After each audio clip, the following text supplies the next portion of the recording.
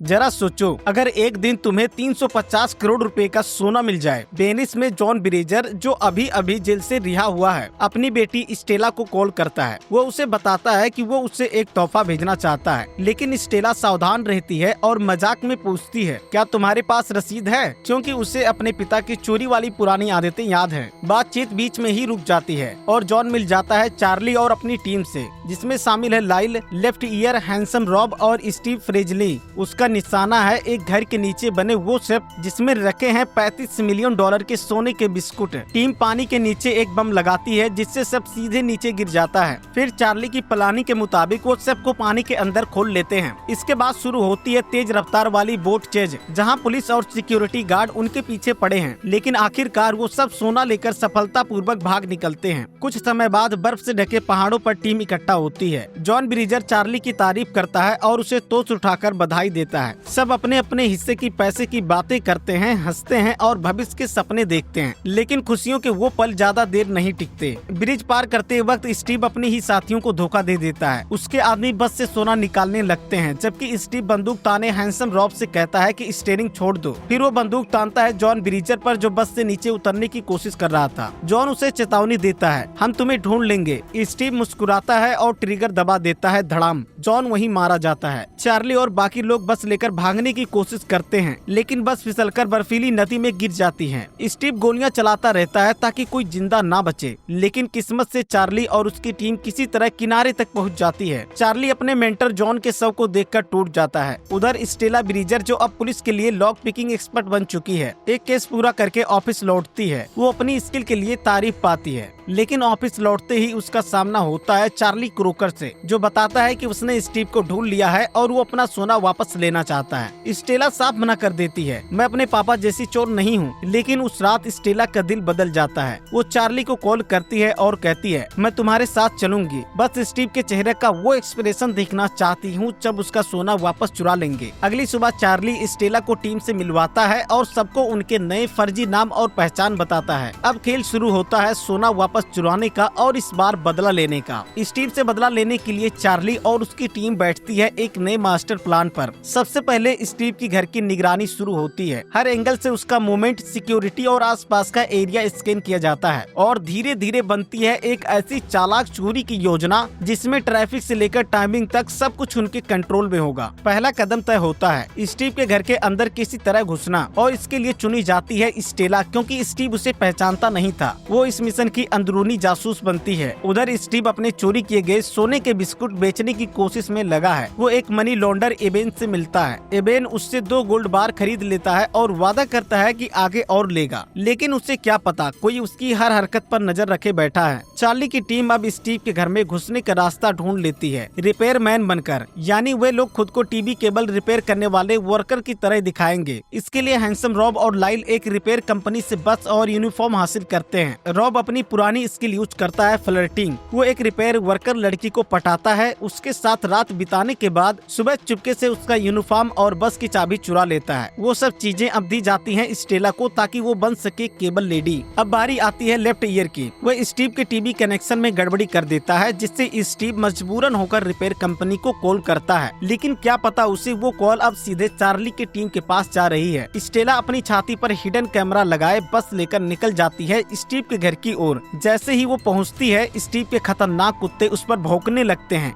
लेकिन वो शांत रहती है। थोड़ी देर बाद खुद स्टीव बाहर आता है और उसे घर के अंदर बुलाता है। वो अपने बड़े टीवी और महंगे सामान का घमंड दिखाता है और वहीं पर स्टेला का कैमरा चुपचाप पूरे घर का ब्लूप्रिंट रिकॉर्ड कर लेता है। इस दौरान स्टेला को सेफ का सही लोकेशन भी पता चल जाता है, लेकिन स्टीव उसे देखकर फ्लर्ट करने लगता है। उसे बाहर डेट पर चलने का ऑफर देता है। पहले तो स्टेला मना करती है, मगर थोड़ी मनुहार के बाद वो हाँ कह देती है ताकि उसका भरोसा जीत सके। लेकिन जैसे ही वो वहाँ से लौटती है, अंदर से टूट चुकी होती है। उसे उस आदमी का चेहरा देखना पड़ा जिसने उसके पिता की हत्या की थी। चार्ली उसे सांत्वना देता है, हम इसे खत्म करेंगे तेरे पापा के लिए। फिर टीम दोबारा जुटती है। अब बारी है गोल्ड ले जाने वाली कारों की टेस्टिंग की। टीम कुछ मिनी कूपर कारें लाती है और उनमें मेटल के वजन डालकर चेक करती है कि क्या वो इतना वजन उठा पाएगी। लेकिन टेस्ट में पता चलता है कि कारें उस वजन को संभाल नहीं पा रही। तभी रॉब एक आइडिया देता है, मेरे पास एक आदमी है, नाम है रेंच, वो मैकेनिक है, $10,000 में गाड़ियाँ मॉडिफाई कर देगा। चार्ली मान जाता है और रेंच काम शुरू कर देता है। उधर लाइल अपने हैकिंग स्किल से ट्रैफिक सिस्टम में घुस चुका है। वो चार्ली को दिखाता है कि कैसे वो पूरे शहर के सिग्नल को पल भर में कंट्रोल कर सकता है। लाल को हरा, हरे को लाल। सड़क पर हड़कंप मच जाता है और चार्ली उसकी स्किल देखकर मुस्कुरा उठता है। इसी बीच लेफ्ट ईयर अपने एक्सप्लोसिव पर काम कर रहा होता है। हर धमाका एकदम टाइमिंग से हो, यही उसका लक्ष्य है। कुछ दिन बाद रेंच अपनी कारीगरी पूरी करता है। टीम नई मिनी कॉपर को टेस्ट ड्राइव पर ले जाती है। अब वो पहले से ज्यादा तेज, मजबूत और दमदार है। सबके चेहरे पर मुस्कान है और एक ही बात गूंजती है, अब खेल पलटने वाला है। कहानी अब और भी खतरनाक मोड़ लेने वाली है। सोने की हवस में अंधा हो चुका स्टीव फिर से एवन के पास पहुंचता है। उसे और सोने के बिस्कुट बेचकर नगद पैसे चाहिए, लेकिन बातचीत के बीच एवन जिक्र कर देता है वेनिस में जो गोल्ड हाइस्ट हुई थी, सुना क्या तुमने? बस ये सुनते ही स्टीव के चेहरे का रंग उड़ जाता है। वो शक से भर उठता है, तूने ये बात किसे बताई है? एवन बार बार कहता है किसी को नहीं बताया, लेकिन स्टीव का गुस्सा अब काबू से बाहर है। वो उसे पकड़कर डेस्क पर पटकता है और गुस्से में गोली मार देता है। कमरे में सिर्फ सन्नाटा रह जाता है। कुछ ही मिनटों बाद दरवाजा खुलता है और अंदर आता है मस्कोव, जो यूक्रेन माफिया का सरगना और एवन का कजिन है। वो अपने भाई को मरा हुआ देखता है और कसम खाता है जो भी एवन को मारा है उसका अंजाम यही तय होगा। उधर चार्ली अपने साथी लेफ्ट ईयर को लेकर निकलता है एक्सप्लोसिव खरीदने अपने पुराने कॉन्टेक्ट स्किनी पीट के पास। रास्ते में चार्ली उसे चेतावनी देता है, याद रखना पीट को देखकर ज्यादा मत घूरना। लेकिन जैसे ही वो पहुँचते हैं, लेफ्ट ईयर की आंखें फटी की फटी रह जाती हैं, क्योंकि स्किनी पीट असल में बिल्कुल स्किनी नहीं था। पीट बातचीत के दौरान वेनिस गोल्ड हाइस्ट का जिक्र करता है, लेकिन चार्ली साफ कह देता है हम यहाँ उस बारे में बात करने नहीं आए। वो लोग जल्दी से अपना काम खत्म कर निकल जाते हैं। उधर माफिया अब अपने भाई के कातिल की तलाश में पागल हो चुका है। वो एवन के एक वर्कर को पकड़ते हैं और उससे पूछताछ करते हैं। वर्कर बताता है एक बड़ा टैटू वाला आदमी आया था, लंबे काले बालों वाला। वो गोल्ड के बारे में पूछ रहा था। बस ये सुनते ही मस्कोव आदेश देता है, निकालो गाड़ियाँ, सीधे जाओ स्किनी पीट के पास। माफिया वहाँ पहुँचकर पीट को धमकाता है और पूछता है सोने के बारे में क्या जानती हो? एवन की मौत में तुम्हारा हाथ है क्या? अब हालात और भी ज्यादा खतरनाक हो चुके हैं। इस बीच चार्ली की टीम अपने असली हिस्ट प्लान को आगे बढ़ाने की तैयारी में जुटी है। लाइल लगातार स्टीव पर नजर रखे हुए है। वो देखता है कि स्टीव अपने कार लेकर निकल पड़ा है और जा रहा है स्टेला के साथ डेट पर। चार्ली और टीम तुरंत लोकेशन पर पहुंचते हैं, लेकिन तभी उन्हें दिखता है स्टीव के पड़ोसी के यहाँ जोरदार पार्टी चल रही है। अब वो विस्फोट इस्तेमाल नहीं कर सकते, मजबूरन प्लान कैंसिल करना पड़ता है। अब स्टेला के पास कोई चारा नहीं बचता, उसे वाकई में स्टीव के साथ डेट पर जाना पड़ता है। स्टीव मुस्कुराते हुए उसकी तारीफ करता है, इतनी खूबसूरत लड़की और इतना बोरिंग काम, तुम तो किसी फिल्म में होनी चाहिए। स्टेला मुस्कुरा देती है लेकिन दूरी बनाए रखती है। बातों बातों में स्टीव कहता है आज मेरे साथ चलो मेरे घर। स्टेला शांति से जवाब देती है, थोड़ा धीरे धीरे चलो, सब चीजों में वक्त लगता है। तभी स्टीव पूछता है क्या तुम उस पर भरोसा करती हो? स्टेला जवाब देती है मैं सब पर भरोसा करती हूँ, पर उनके अंदर के शैतान पर नहीं। ये वही लाइन थी जो उसके पिता जॉन हमेशा कहते थे और स्टीव उसे पहचान जाता है। वो धीमे से कहता है कोई और भी था जिसने ये बात मुझसे कही थी। फिर अचानक वो स्टेला का हाथ पकड़ लेता है। तभी पूरी टीम रेस्टोरेंट में घुस आती है। स्टीव एकदम चौंक जाता है। वो मुस्कुराते हुए स्टेला को चिढ़ाता है, तुम्हारे पापा की तरह तुम भी हार जाओगी। स्टेला उस पर झपट पड़ती है, लेकिन रॉब उसे रोक लेता है। अब स्टीव समझ चुका है कि उसकी मुसीबत शुरू हो चुकी है। वो सिक्की बघारता है, मेरे सिक्योरिटी सिस्टम को कोई नहीं तोड़ सकता, मेरा सेफ दुनिया का सबसे सुरक्षित है। चार्ली शांत होकर टेबल के पास झुकता है और सीधा मुक्का मारता है स्टीव के चेहरे पर। बाद में टीम के हाइड आउट में स्टेला चुपचाप बैठी होती है। चार्ली उसके पास आता है, उसे समझाता है हम लगभग वहाँ पहुँच चुके हैं, बस थोड़ा और। वो उसके दर्द को समझता है,